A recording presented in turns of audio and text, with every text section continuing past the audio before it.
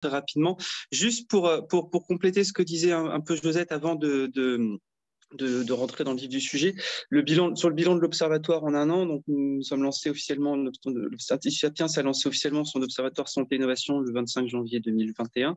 En un an, c'est plus de 12 études et tribunes qui ont été publiées, c'est plus de 5 petits déjeuners, une grande conférence et une cinquantaine de reprises dans la presse nationale justement liées à nos travaux, qu'elles soient spécialisées ou généralistes. Donc du coup, j'en profite pour remercier ceux qui font vivre aussi cet observatoire au quotidien et qui du coup permettent cette réussite.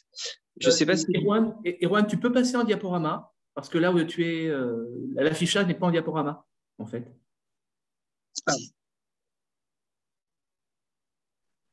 C'est mieux ainsi. Continue alors.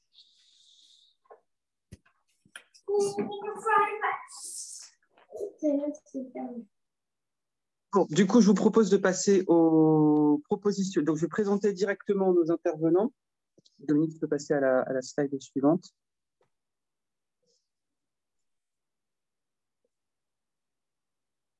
Donc, ce matin, nous avons le plaisir de recevoir donc, du coup, Vincent Dibolt, qui est directeur de F-Crin, Isabelle Demany, qui est entrepreneur dans le domaine de la santé, Guy Valencien, qui du coup est chirurgien, membre de l'Académie de médecine, et Isabelle Riom, qui est médecin urgentiste et qui travaille du coup aux hôpitaux de Paris. Je laisserai chacun dire un petit mot un peu plus détaillé sur leurs différentes activités lors de la présentation de leurs différents points. L'idée, donc, du coup, c'est que la semaine dernière, nous avons publié une étude faisant suite au déficit infirmier qui est latent dans l'hôpital public. Les intervenants le rappelleront, mais ce déficit infirmier se manifeste de plusieurs façons. C'est tout simplement le fait que les infirmiers quittent l'hôpital. Nous avons voulu, en fait, tout simplement essayer d'aller au-delà du Ségur de la santé pour répondre aux problèmes qui touchent justement ce secteur-là de manière à la fois structurelle et à la fois, on va dire, un peu plus conjoncturelle. Donc, des propositions qui sont à développer pour les années qui viennent et des propositions à acter tout de suite pour pouvoir justement faire en sorte de pouvoir résoudre ce déficit immédiatement. Dominique, suivante, s'il te plaît. Donc, nous avons du coup, dans notre note, établi 5 propositions. La première concerne la revalorisation des différents professionnels, des différentes infirmières, que ce soit aller vraiment au-delà du Ségur de la santé. Le Ségur, on le salue dans notre note, nos experts en parleront après, est une première étape nécessaire. Malheureusement, il faut aller encore beaucoup plus loin parce que les infirmiers et infirmières françaises restent parmi les personnels, en tout cas les professionnels les moins bien payés en parité pouvoir d'achat de l'OCDE. Et ça, on pense que c'est un vrai problème, notamment d'attractivité et de maintien dans la profession. Proposition numéro 2, c'est d'opérer une montée en compétences des différents personnels, des différents personnels, des différentes infirmiers et infirmières, en permettant notamment aux IDE, aux infirmières diplômées d'État, de passer en IPA, au statut d'IPA, infirmière en pratique avancée. Nos experts en parleront après, mais on pense que justement cette montée en compétences est essentielle pour permettre d'offrir des poursuites de carrière nécessaires et attractives aux différents personnels concernés. Proposition numéro 3, prendre soin de ceux qui soignent. Un point essentiel dans les différentes auditions que nous avons pu avoir, dans la note qu'on vous présente ce matin, nous avons opéré pas mal de… Non seulement il y a du vécu, il y a du vu, tout ce qui se passe à l'hôpital, mais il y a aussi beaucoup d'auditions, beaucoup de ressentis avec des personnels directement concernés. On a vu qu'un des points qui revenait souvent est concerné effectivement le manque de management, le fait qu'il n'y ait pas forcément des processus, on va dire, du privé qui soient efficaces et qui peuvent être mis justement dans l'hôpital public, et le manque de QVT, de qualité de vie au travail, avec des fois des établissements qui effectivement ne donnent plus envie de travailler, démotivent et tout simplement qui nuisent en fait à l'activité de soins parce que quelque part ils impactent directement les conditions de vie des patients. Donc du coup il y a cette dévalorisation là de cette fonction qui du coup déplaît aux différents personnels et qui du coup les pousse en fait à quitter l'hôpital. Quatrième proposition. On va être sur tout ce qui, dans la quatrième proposition, on va être sur tout ce qui va concerner l'attractivité du métier par la modernisation des outils. Que ce soit donc du coup la rénovation du parc hospitalier qui accuse quand même une vétusté assez importante, ainsi que le renforcement des technologies de santé qui peuvent permettre, notamment en équipant les bons personnels et les personnels au bon endroit, de pouvoir justement opérer non seulement une médecine de qualité, mais aussi de proximité, et pour pouvoir non seulement augmenter la pratique du soin, mais aussi augmenter la proximité entre les différents personnels. Et enfin, notre cinquième axe le cinquième axe de nos propositions, le cinquième axe justement de notre transformation que nous proposons aujourd'hui, c'est augmenter l'attractivité en revalorisant l'image sociétale de l'infirmier. L'image même de l'infirmier a été dévalorisée dans l'imaginaire public. Il y a eu un peu de mieux justement à travers la crise sanitaire, un mal pour un bien pourrait-on dire, mais on est encore loin justement il y a encore un gros gap entre l'apport social de ces professions-là et l'image que la société s'en fait encore. Donc, du coup, à travers différentes propositions qui seront détaillées un peu plus tard, des différents exemples, on peut, sans caricaturer, on peut voir que des exemples qui ont pu marcher dans d'autres corporations, comme par exemple les métiers liés à la cuisine, les métiers liés à la bouche ou les métiers liés à la pratique dans le bâtiment, ont pu justement permettre d'améliorer l'image, un choc d'attractivité pour ces filières-là. Nous pensons qu'il est essentiel de faire la même chose justement pour le métier d'infirmier, non seulement pour montrer en quoi consiste ce métier d'un point de vue quotidien, mais aussi pour montrer l'apport qu'il peut y avoir. Qu'est-ce qui se cache derrière, des fois, les conditions de travail qui sont un peu difficiles, mais montrer aussi l'apport positif de ces différents métiers. Donc, sans plus attendre, je donne la parole donc, du coup, à nos premiers experts qui vont du coup vous présenter nos premiers volets, non seulement de notre constat, mais aussi des propositions qu'on a pu avoir d'un point de vue plus opérationnel. Et donc, du coup, je propose à Guy Valencien et Isabelle Riom de pouvoir justement vous expliquer un petit peu d'où vient ce déficit infirmier vraiment dans ces racines et expliquer les conséquences qu'il peut avoir directement à l'hôpital. Guy, Isabelle, c'est à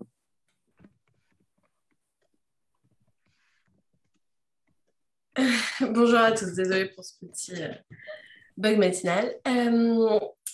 Ce déficit infirmier, c'est quelque chose qui est ancien, qui existait avant la crise sanitaire. Il y avait déjà eu plusieurs vagues de problèmes de fermeture de lits et de départ de personnel infirmier en nombre important avant la crise sanitaire. Et la crise sanitaire, avec les tensions, la pression psychologique et le stress qu'elle a pu apporter à l'ensemble des professionnels, a majoré en fait ce problème, l'a également mis en valeur parce qu'on a eu beaucoup plus d'impact des fermetures des lits sur le système de santé et donc a catalysé l'ensemble d'une situation qui était déjà explosive à l'hôpital public, faisant l'impact médiatique, mais également l'ensemble des conséquences bien réelles pour les patients qu'on connaît malheureusement actuellement.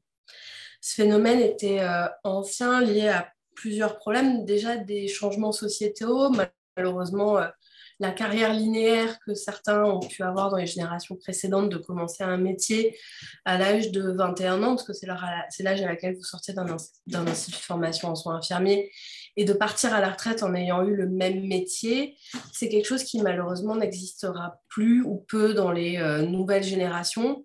Et c'est quelque chose sur lequel le système de santé ne s'est actuellement pas du tout adapté, parce qu'on s'attend encore à ce que les gens aient des carrières extrêmement linéaires, extrêmement classiques, et très peu de temps partiel, de souhait d'adaptabilité de leur planning, et donc une vraie difficulté structurelle sur le fonctionnement de l'hôpital vis-à-vis des volontés des professionnels qui, canalisés par la crise sanitaire, ont décidé de ne plus s'adapter à ce que l'hôpital leur demandait, d'où les nombreuses démissions qu'il a pu avoir. On a également des difficultés liées au changement de l'hôpital sur les 20 dernières années. Les durées de séjour ont diminué de façon importante, les modes de fonctionnement dans les services ont évolué dans une vision d'efficience financière et de meilleure prise en charge, et donc les durées de séjour ont diminué, ce qui veut dire que les rythmes de travail pour les professionnels ont augmenté, la lourdeur du travail et la lourdeur des temps de travail ont augmenté également, ce qui a entraîné une dégradation des qualités de travail, puisque bien sûr il n'y a pas eu d'augmentation du nombre de personnel en parallèle de ces évolutions de rythme. Et cette dégradation de qualité de vie au travail, qui est associée à des rémunérations, on ne va pas se mentir, très peu attractives. Même les rémunérations post-Ségur restent peu attractives pour les professionnels infirmiers, ont majoré les départs et catalysé des départs de service, et souvent des départs en groupe de service, entraînant des grandes difficultés. Ce manque de considération, il est financier d'abord, parce que clairement, les professionnels ne se sentent pas payés à leur juste valeur, et les données, type que celles de l'OCDE, où la France est tout en bas du classement de paye pour les infirmiers, est clairement un signal fort pour les personnels de manque de considération, mais également le manque de considération sociale qu'il y a pu avoir tout au long de la crise. Les gens restent très marqués du fait que dans certains immeubles, on leur a demandé de quitter leur appartement, on leur a dit qu'ils mettaient les gens en danger et les difficultés qu'on a actuellement suite à la vaccination avec des agressions de professionnels qui sont répétées et récurrentes dans les dernières semaines montrent bien et mettent bien en évidence ce manque de considération. Également, l'une des difficultés majeures actuellement est le manque de perspectives professionnelles. Vous finissez vos études en soins infirmiers, vous êtes diplômé d'État et globalement, on vous explique que l'évolutivité de votre carrière et l'évolutivité de votre métier est proche de zéro, que vous allez commencer à faire du soin dans un service que vous allez pouvoir éventuellement charger de service, acquérir quelques compétences, mais que la prise en responsabilité est limitée en type d'option parce que c'est passer cadre de santé, ça veut dire renoncer aux soins, avoir globalement un métier administratif pur et dur et globalement être 90% de son temps en train de gérer les plannings de ses collègues. C'est très peu attractif pour les professionnels, surtout pour les professionnels jeunes. C'est pas quelque chose qui va les attirer. Il y a également la possibilité d'aller travailler dans le libéral ou dans des établissements privés après les 2 ans obligatoires en établissement de santé. C'est très intéressant sur le plan de la rémunération et le nombre de professionnels y vont, mais pour beaucoup, ça ne répond pas à leur volonté d'autonomie, de monter en compétences. Et c'est de là où la France a rattrapé son retard majeur international qui est sur les pratiques avancées. C'est quelque chose qui n'existe pas en France, qui existe dans beaucoup de pays depuis plusieurs dizaines d'années. On avait beaucoup de retard sur ce sujet. Ça a été mis en place récemment avec une ouverture des premières formations de pratiques avancées il y a maintenant 3 ans, qui ont permis de faire rentrer et sortir maintenant les premiers infirmiers de pratiques avancées qui travaillent dans les établissements. Donc, c'est des professionnels qui, après leurs études en soins infirmiers, ont eu 2 ans de master avec une montée en compétences leur permettant d'avoir une autonomie sur un certain nombre de sujets, en particulier la prise en charge de la maladie chronique, des patients dialysés, des patients d'oncologie et l'année prochaine, on aura bientôt des infirmiers en pratique avancée spécialisés en médecine d'urgence.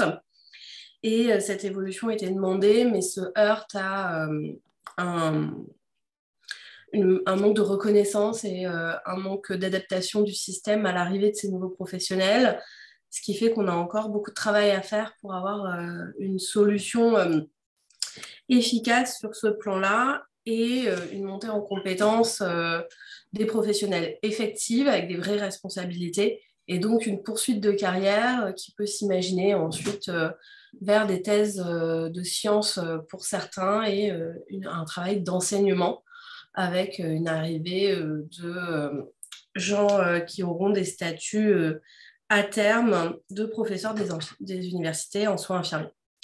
Mais ça, c'est l'évolution future qu'on espère et qu'on propose, mais qui reste encore assez balbutiement.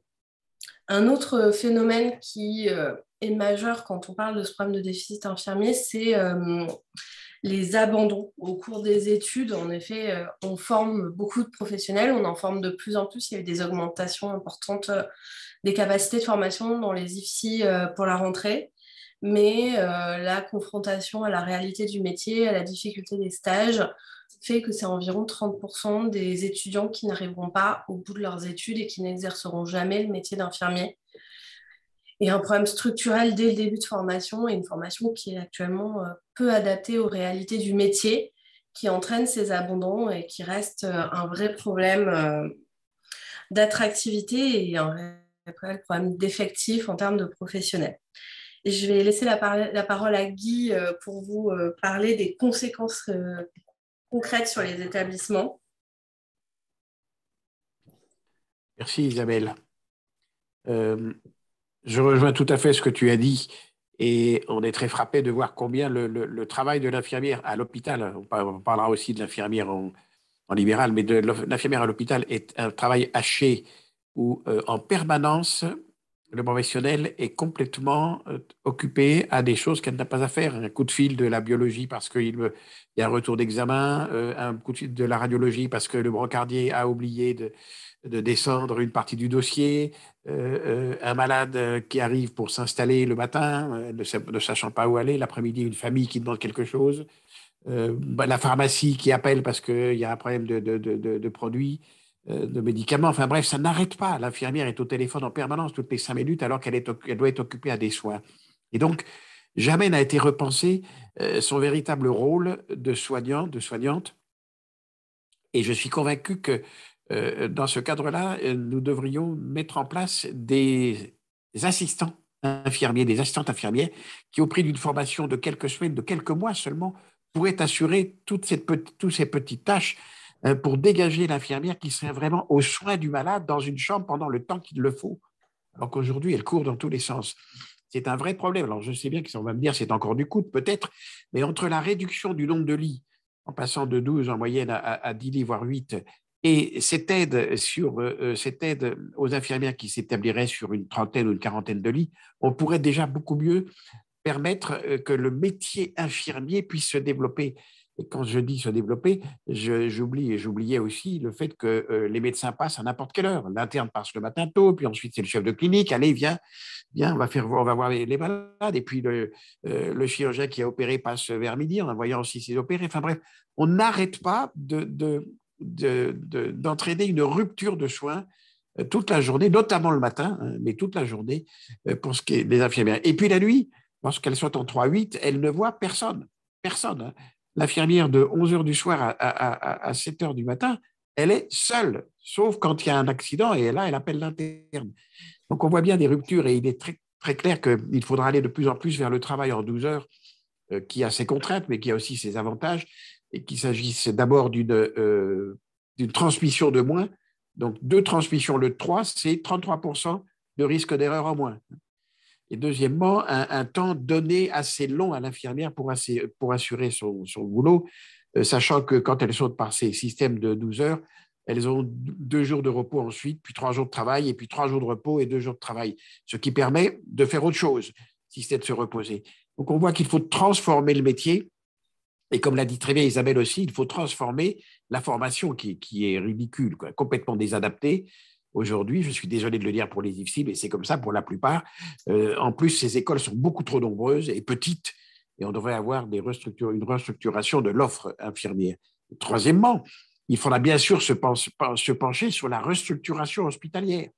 Nous avons trop d'établissements qui font la même chose, petits, moyens ou grands, exactement la même chose, avec des disparités de résultats que je commence à analyser par une étude que je fais avec la CNAM, en utilisant les données du PMSI et du STIRAM, qui sont assez inquiétantes.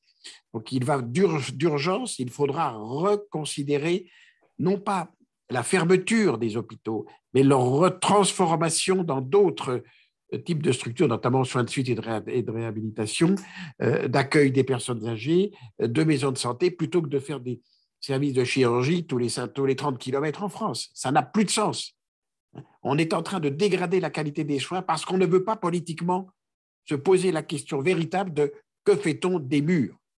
Et les murs, il faut les utiliser à d'autres choses dans un certain nombre d'hôpitaux qui n'ont pas la capacité et la qualité suffisante pour assurer, par exemple, de la chirurgie aiguë.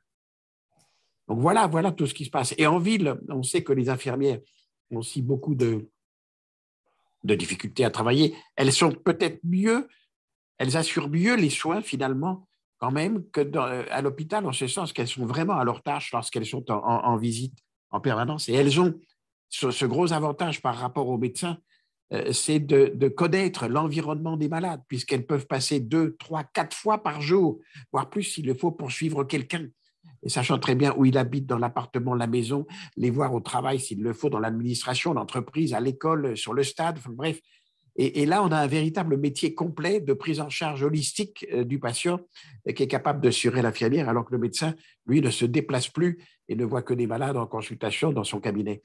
Donc, on a bien, dans ce sens-là, encore à repenser la totalité du métier en demandant aux infirmiers et infirmières ce qu'ils souhaitent et en leur permettant une autonomie supplémentaire il y a un tas d'actes dits médicaux qui devraient pouvoir être faits par les infirmiers.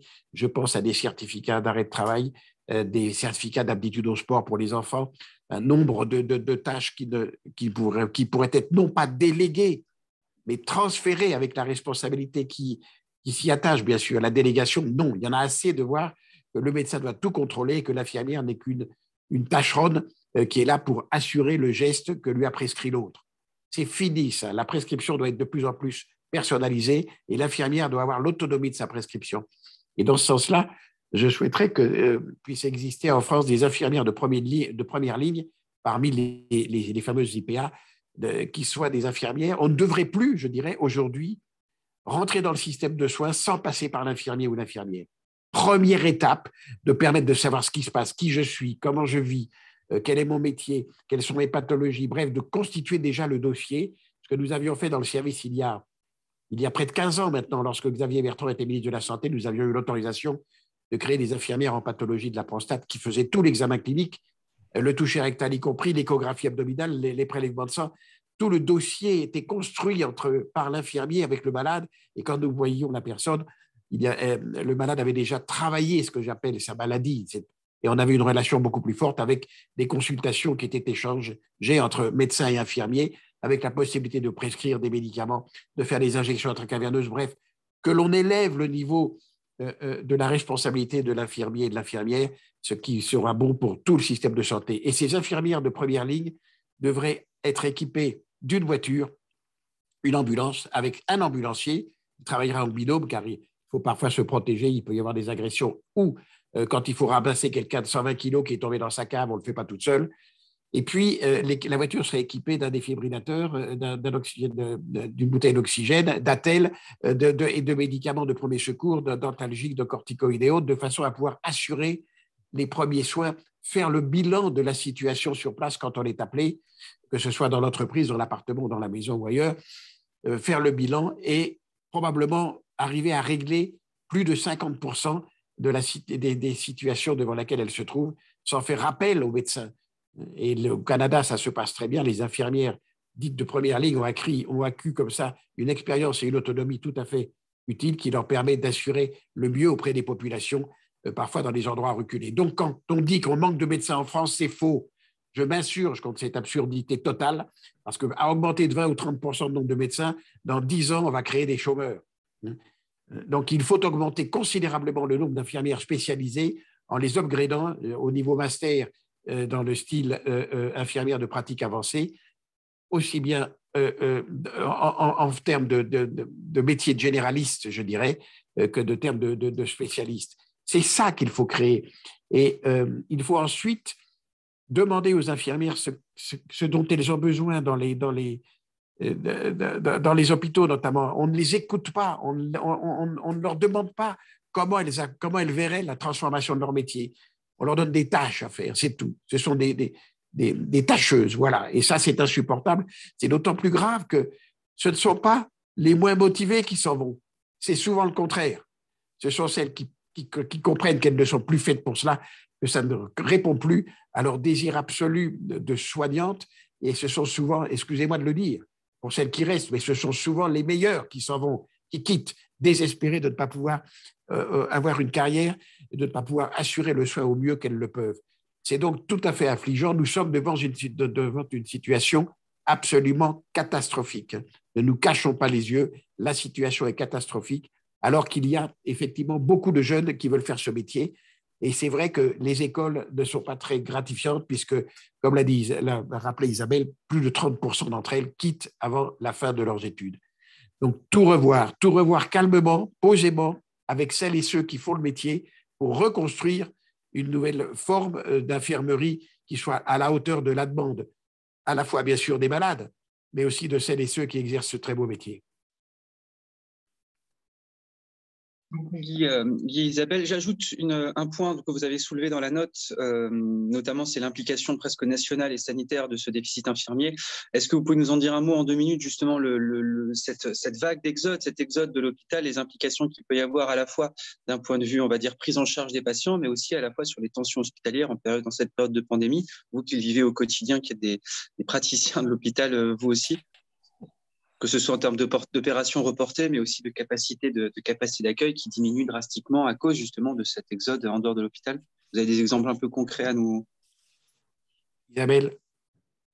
Oui, bah, ça a été, les chiffres ont été très médiatisés les dernières semaines, avec en particulier ce chiffre de 20% de lits fermés dans les établissements de santé publics, un chiffre qui a été largement repris, qui serait potentiellement un petit peu sous-estimé. On serait plus de l'ordre de 15%, mais 15% de lits fermés, c'est majeur dans la situation de la crise sanitaire actuelle, surtout avec des vagues de prise en charge nécessaires sur les patients en termes de soins de salles. C'est de l'ordre de 10-15% de postes vacants dans certains blocs opératoires. Ça veut dire des taux de fonctionnement des blocs avec 20% des blocs opératoires fermés dans certains établissements.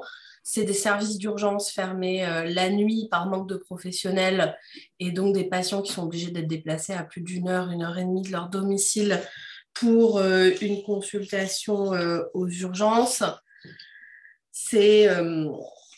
Et c'est un problème qui n'est pas exclusivement dans l'hôpital public. On entend trop souvent dire que c'est le public exclusivement et que le modèle privé est bien plus attractif. Malheureusement, les données sont les mêmes dans les établissements privés à but lucratif ou à but non lucratif.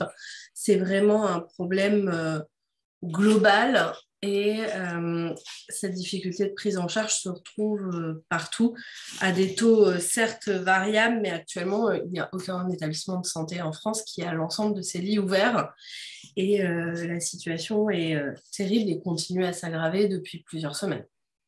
Et en plus, le problème, c'est qu'au fur et à mesure des départs, celles qui restent ont une charge de plus en plus complexe à assurer. Elles se découpent d'autant. Donc, c'est une machine à perdre.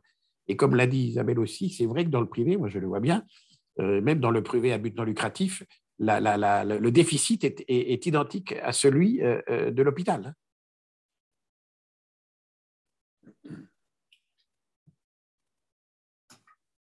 On voit bien effectivement l'enjeu qu'il y a derrière et c'est pour ça qu'on incite également les candidats dans une campagne qui manque de débat, qui manque d'idées à s'emparer vraiment de cette question-là, mais de manière sérieuse et pas uniquement dogmatique. Et c'est pour ça que je pense que ce que vous avez avancé ce matin va dans ce sens-là.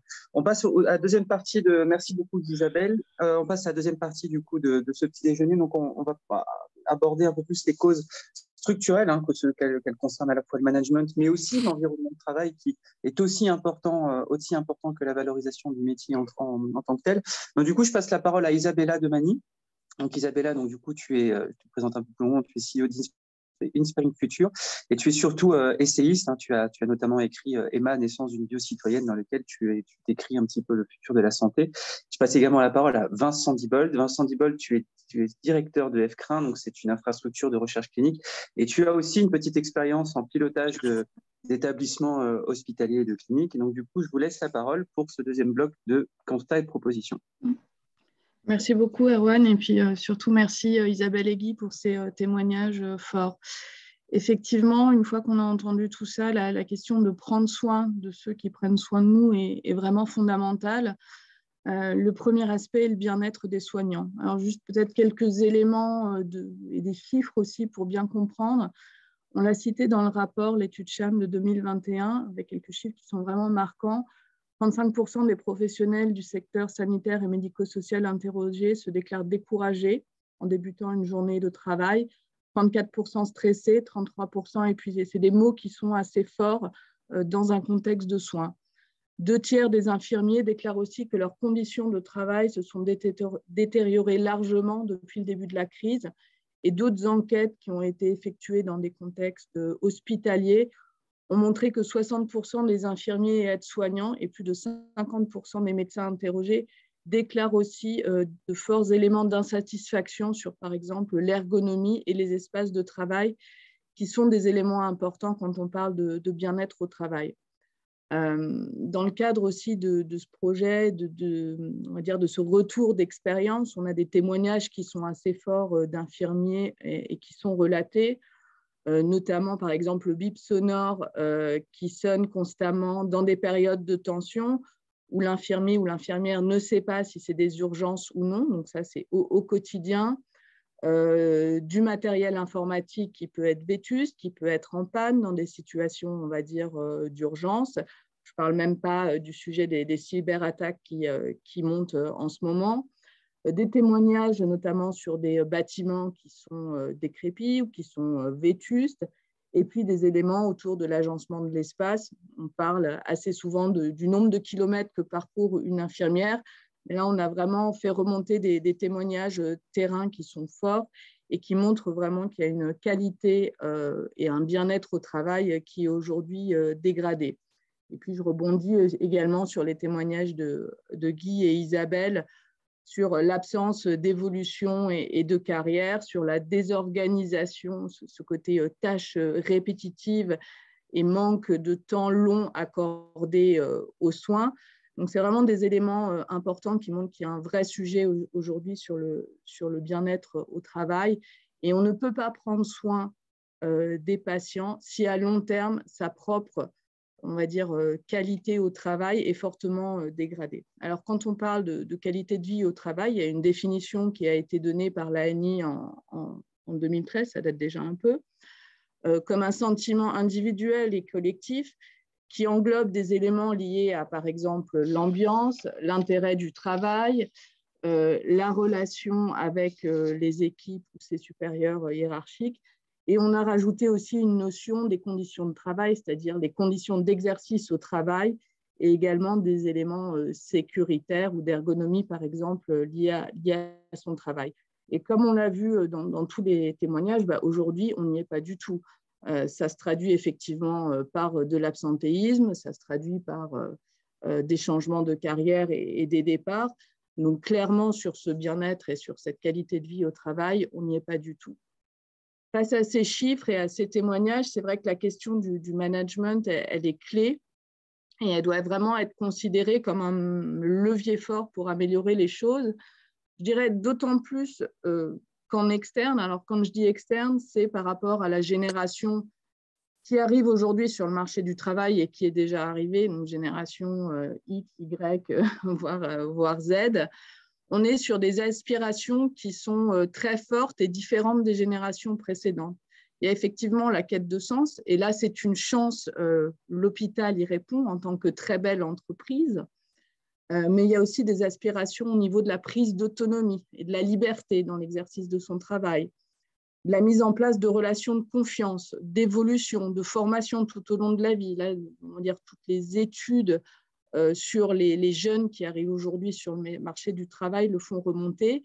Et puis aussi, la qualité de vie et finalement l'aménagement de l'espace sont des points qui sont des éléments de décision dans le choix d'une carrière ou en tout cas dans le choix de rester à un endroit ou un autre. Donc, on voit bien que le management, avec ses différents leviers, c'est-à-dire les possibilités d'évolution, la qualité du dialogue au sein de l'hôpital, la qualité aussi du management avec ses collègues, mais aussi avec ses supérieurs hiérarchiques, sont aujourd'hui des clés assez importantes pour améliorer, on va dire, la présence et la fidélisation des infirmiers dans les hôpitaux. Donc, en termes de recommandations pour prendre soin, qu'ils prennent soin de nous, un des premiers éléments assez forts, c'est de sortir, et Guy l'a mentionné, de cette relation uniquement verticale. Donc, il y a vraiment ce besoin de redonner de l'autonomie, de redonner de la responsabilité dans un contexte qui est aujourd'hui fortement hiérarchique et il faut en sortir progressivement sur un certain nombre de tâches. Donc, ça, c'est vraiment un des premiers éléments importants. Le deuxième, j'ai parlé des aspirations effectivement et des tendances du marché de travail, c'est d'investir fortement pour tous les personnels encadrants et le management de l'hôpital sur la formation, sur les méthodes aujourd'hui et les outils qui existent pour manager une équipe et pour manager, on va dire, les infirmiers.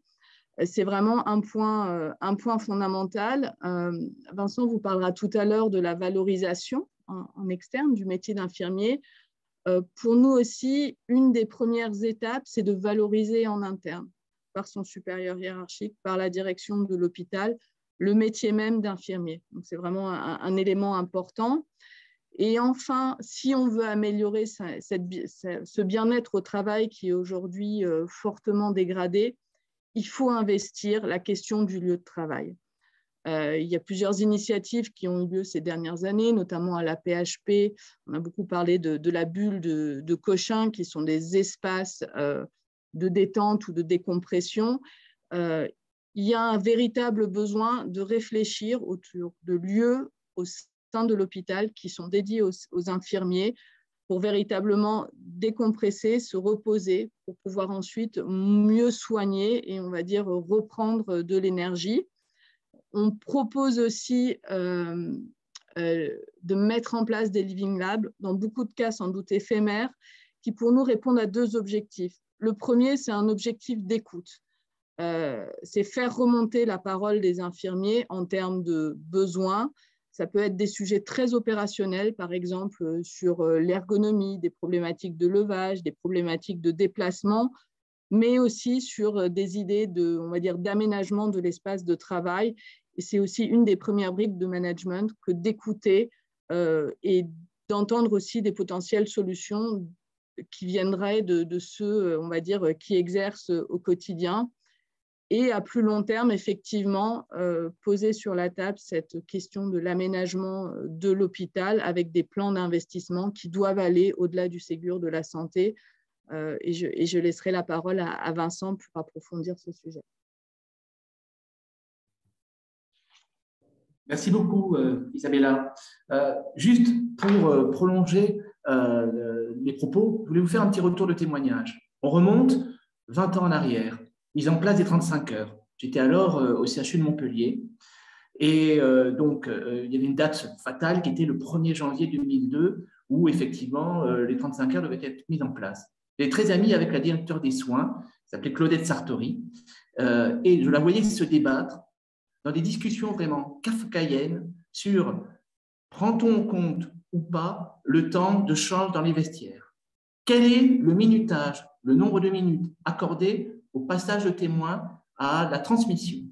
Donc, des aspects qui m'ont semblé totalement décalés et qui montrent effectivement qu'il y a une volonté véritable d'aller effectivement de prendre en compte la volonté d'optimisation des soins, des pratiques, mais pas nécessairement et pas du tout même la prise en compte de la qualité de vie et du ressenti des professionnels. Il y avait cette épée de Damoclès, il y avait effectivement la contrainte financière, arriver à récupérer un certain nombre de postes, ne pas faire dépasser les dépenses.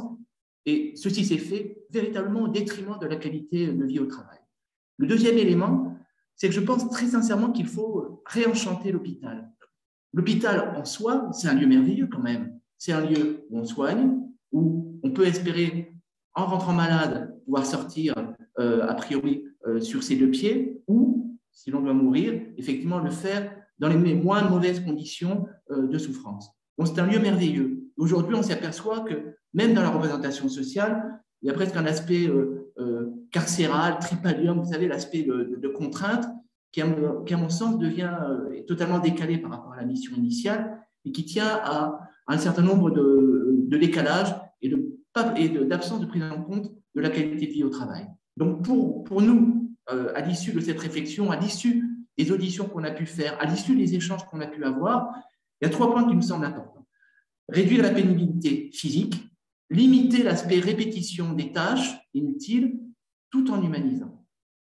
Isabella en a parlé. Il y a un certain nombre d'éléments dans la réduction de la pénibilité physique qui doivent être pris en compte. Est-ce qu'aujourd'hui, à l'époque où nous vivons, un infirmier doit-il se contenter de thermomètres buccaux, alors qu'il existe des thermomètres à infrarouge? Est-ce que l'aide à la manutention n'est-il pas une priorité pour réduire à la fois la pénibilité, voire effectivement l'absentéisme et les mal de dos? Quelle est la prise en compte dans la rénovation hospitalière? Aujourd'hui, le plus grand chantier hospitalier, c'est la rénovation au CHU de Nantes. Il y a un certain nombre de prises en compte dans l'aménagement des locaux, mais ceci doit véritablement être pris en compte. L'espace en plus n'est pas un espace inutile. Donc, effectivement, la prise en compte d'espaces de rencontres, de décompression est véritablement une pratique. Bon, il a été question effectivement de la prise en compte des pratiques et de ces lieux effectivement de rencontre au niveau des Living Labs. Les expériences de Foch, les expériences d'Annecy, voire de Broca sont des exemples à suivre de mon point de vue. Je me permets de faire un point sur, et de prolonger le propos, sur la dimension, encore une fois, sociétale du métier infirmier. Et on revient à l'aspect du réenchantement. Aujourd'hui, tel qu'il est perçu par la société, l'infirmier, parce qu'il a été beaucoup question à travers les articles, à travers tous les interviews, à travers tous les reportages qu'on a pu voir, les conditions de pénibilité, est une fonction déclassée par l'aspect salarial. N'est-il pas opportun, peut-être, d'engager une campagne d'information pour essayer de redonner effectivement, comme ça a été le cas par exemple pour la Méter, vous vous rappelez de ces affiches que vous voyez, donner une véritable dimension, une véritable perspective au métier infirmier et lui donner encore cette fonction de réenchantement. Je ne dis pas Merlin l'Enchanteur. Hein. Donc, et de ce point de vue-là, il y a des initiatives qui me semblent très importantes. C'est-à-dire qu'aujourd'hui, dans les fonctions qui sont attribuées aux infirmiers, il y a des possibilités d'évolution, de perspective. Ça, c'est, je dirais, dans les fonctions, dans l'aspect vertical, dans l'aspect des soins, prévention et autres. Dans l'aspect horizontal, excusez-moi. Dans l'aspect vertical, j'ai vu que Monique Retentondeur était parmi nous. Il y a une vocation, effectivement, à développer la recherche en soins.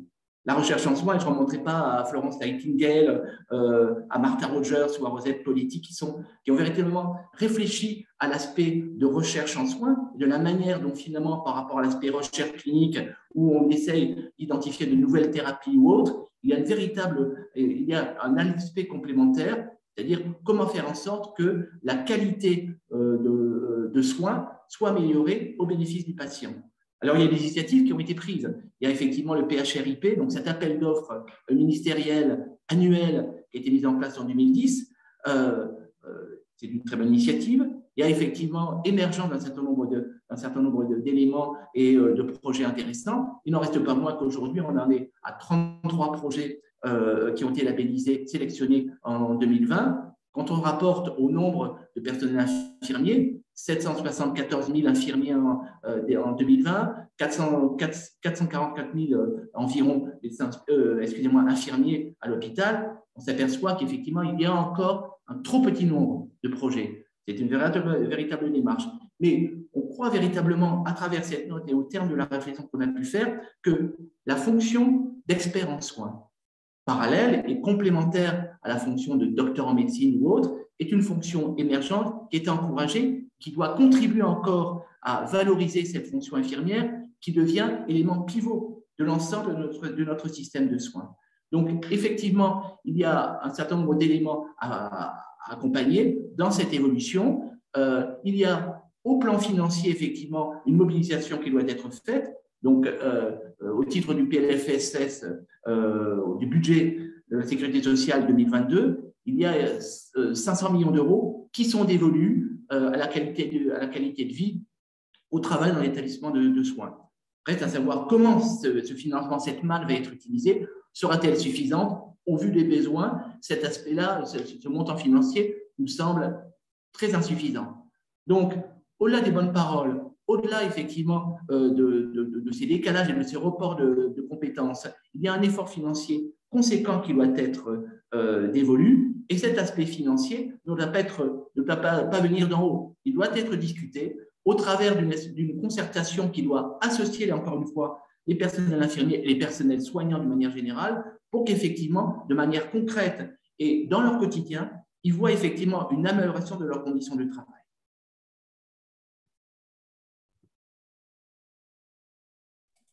Merci beaucoup,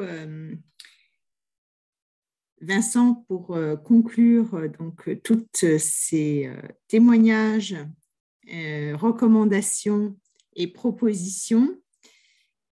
Je vais m'exercer à une petite conclusion. Finalement, s'il fallait résumer en 2 mots ce que l'on vient de dire, ce serait reconnaître et valoriser.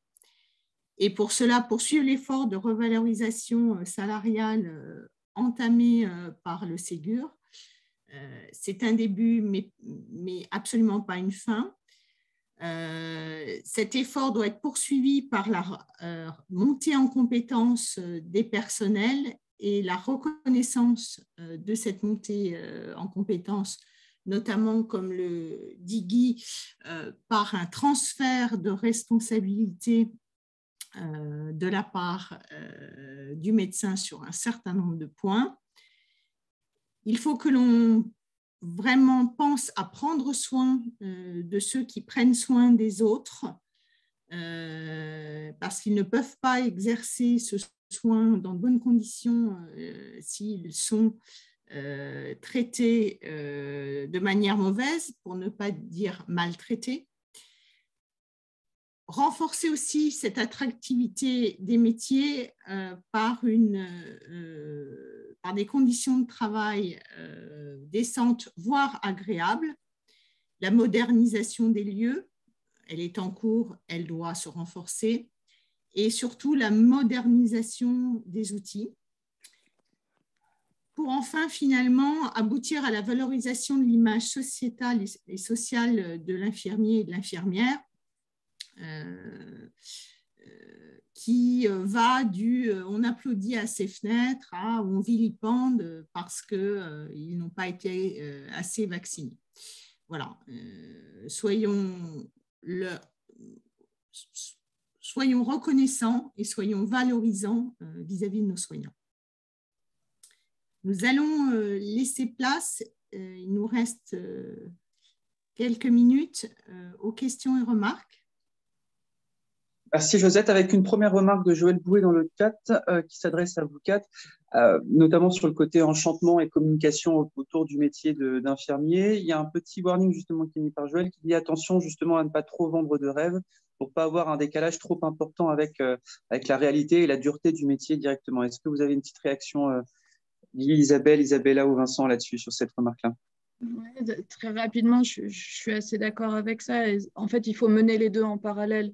Il y a un vrai enjeu de travailler en profondeur sur quelque part l'intérieur de l'hôpital et tous les points majeurs qu'on a adressés, mais il faut aussi travailler l'attractivité, mais on ne peut pas faire l'un sans l'autre.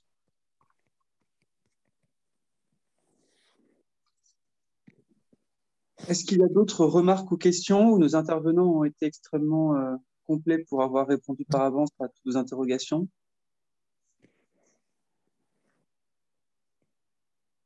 Ah, question d'Olivier, très bien. Dans le chat, effectivement, le constat est posé. Maintenant, la question est comment tout ça s'enclenche. Une question tout aussi extrêmement pertinente, notamment en cette période électorale.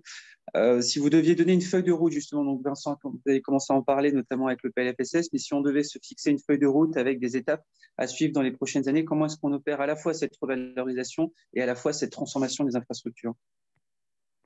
De mon point de vue, moi, je crois beaucoup à l'expérimentation. C'est-à-dire qu'on rêve toujours du grand soir, où les choses vont s'enclencher d'un seul coup et le lendemain sera merveilleux.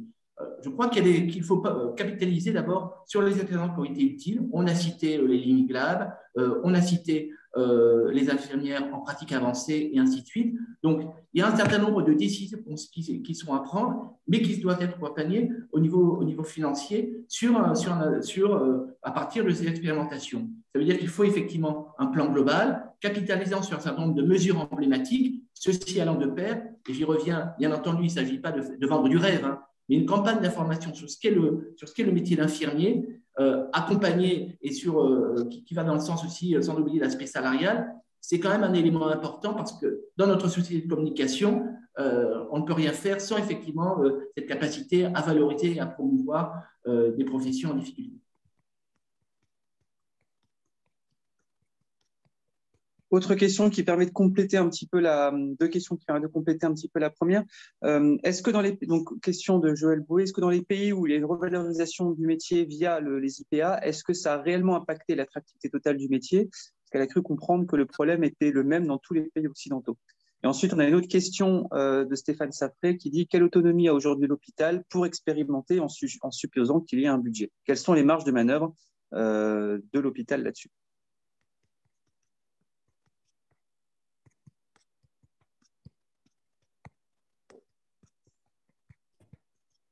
Dis, sur le côté IPA, tu as des retours d'expérience d'autres pays, notamment, où est-ce que ça a pu résoudre ce problème d'attractivité, ou Isabelle? En tout cas, des statuts similaires éventuellement. C'est un peu la même chose dans tous les pays, parce que les médecins sont tous les mêmes dans tous les pays. Les administrations sont souvent assez semblables dans tous les pays.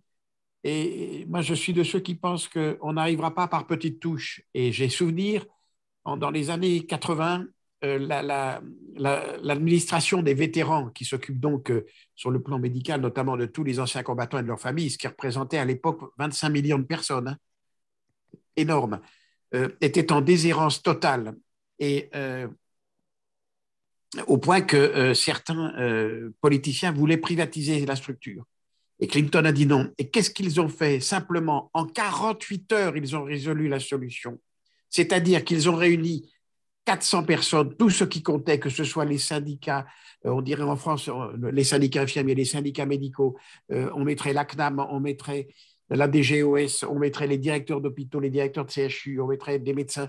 Bref, tout le monde dans un hôtel avec 4 questions qui étaient posées. Le matin, on discutait, l'après-midi, on votait et le soir, on revotait encore. En 2 jours et demi, ils ont sorti la fumée blanche et transformé totalement l'administration des vétérans. On peut les faire au prix de ce type d'organisation. Il faut quitter les lieux de pouvoir, ne pas se retrouver au ministère tous les 3 mois pour des réunions à ne plus finir avec des PowerPoint insupportables et du blabla à la journée. On se met dans un hôtel au bord de la mer, hein, on met tout le monde et en 2 jours, c'est fini, on signe. C'est le seul moyen d'arriver à transformer le système. Sinon, il faudra des années pour ne pas y arriver finalement.